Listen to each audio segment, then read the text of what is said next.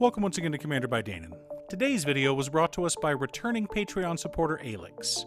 Huge thanks to Alix and the rest of my Patreon supporters. Alix reached out asking for a deck built around Omarthus Ghostfire Initiate, and I was more than happy to help. That being said, this is my first ever colorless deck, so if I missed some cards that you think are necessary, please leave a comment below. Also, if you're enjoying my content, please like and subscribe. I really appreciate the support, and if you like the deck list, consider sharing this video as well. Omarthus Ghostfire Initiate is a double X mana value 0/0 legendary spirit naga who enters the battlefield with X +1/+1 counters on it.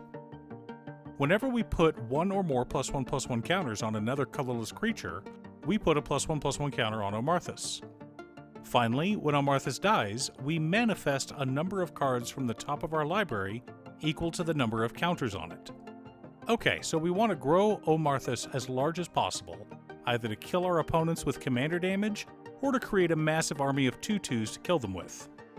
But before we get to our deck list, a quick word from our sponsor, Ultimate Guard. One of my favorite products Ultimate Guard has is their Xenoskin Sidewinder. The Sidewinder has a soft microfiber lining as well as the rugged Xenoskin shell we've all come to love. While the Sidewinder isn't a new product, they are now available in the beautiful two-tone Synergy series, like this black-green one seen here. Find it if your local game store carries Ultimate Guard products, or click on the link down below to order yourself one from Amazon. In order to build a functional commander deck, you need lots of different pieces, which is why I rely on my handy-dandy checklist. 50 mana sources, usually split between 37 lands and 13 pieces of ramp, 10 pieces of card advantage, 8 to 10 pieces of spot removal, 2 to 3 board wipes, 2 pieces of graveyard hate, and 1 sudden I win card. One last announcement before we get into our video. I've been invited to MagicCon Chicago. Unfortunately, I'm a little short on funds and might not be able to make it. If you're able to help me and my kid, the one who convinced me to get back into Magic, travel to the Windy City in order to play this February, consider joining my Patreon. Even if it's just for a month of support, it would mean a lot. Power Depot, Urza's Workshop, Urza's Saga, Ash Barrens, Urza's Mine, Urza's Power Plant, Urza's Tower, War Room, Shrine of the Forsaken Gods, Scavenger Grounds, and 24 wastes make up the land base for our deck. Cryptic Trilobite, Forsaken Monument, Inspiring Statuary, Palladium Mirror, Foundry Inspector, Solemn Simulacrum, Burnished Heart, Wayfarer's Bauble, Soul Ring, Mind Stone, Warrant Power Stone, Thrawn Dynamo, Everflowing Chalice, Thought Vessel, and Arcane Signet help us to ramp out and stay ahead of the curve. Ugin the Ineffable, Mind's Eye, Arcbound Reclaimer, Mystic Forge, The One Ring, Skull Clamp, The Immortal Sun, and Sensei's Divining Top help us to dig through our deck and keep our hands full. Walking Ballista, Warping Whale, Meteor Golem, Spatial Contortion, Scour from Existence, Desecrate Reality, Introduction to Annihilation, and Rise of the Eldrazi help us to keep our opponents in line.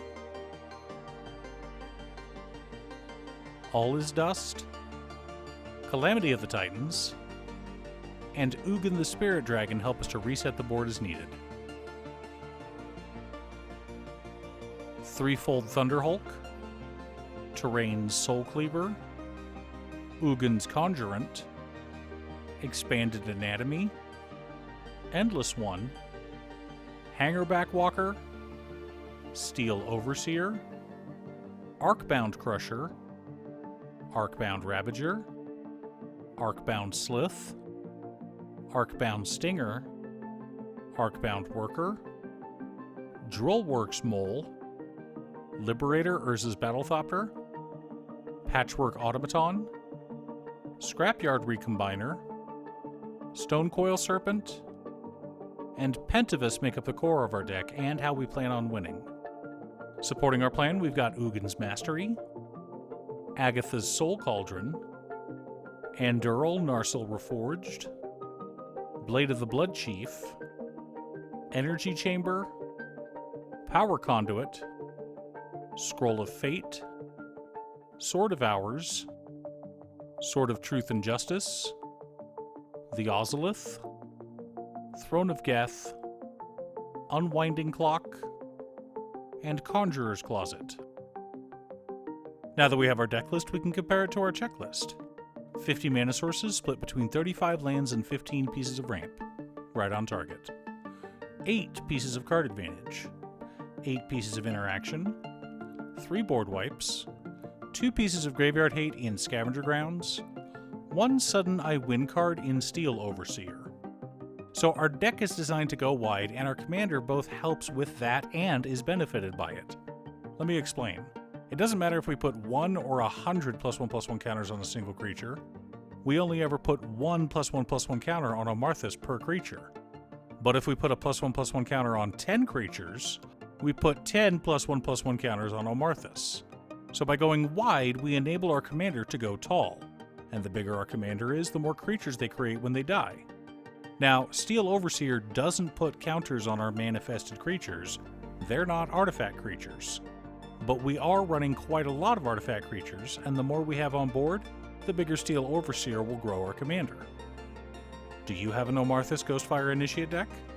How did you build the deck? Leave a comment below. Thanks for tuning in. Once again, a huge shout out to my editor Cutestuff. I couldn't make these videos without her. If you'd like to hire her to edit your own videos, she can be reached at cutestuff.edits@gmail.com. Link is down below. If you're looking for ways to support the channel directly, you can head on over to patreon.com/Danon. For only $25, you too can have a commander video built at your request. I also want to give a quick shout out to all of my patrons: Waffles, Jiraiya, Danny, Muffins, Marcus, Squishy, Brett, Roxy, Josh, Sean, Pob Zombie, Mark, Borgie, Exiled Rogue, Nazwin, Pedro, Tom, Echo Fox, Midge, Swifty, Lucis, Jetroff, Rally, Elf, Frank, Alix, and Jenny. You guys are awesome. I post new Commander Deck videos every weekday, so be sure to subscribe and ring the bell to be notified of new videos. Again, thanks for watching, and I'll see you all again next time on Commander by Danon.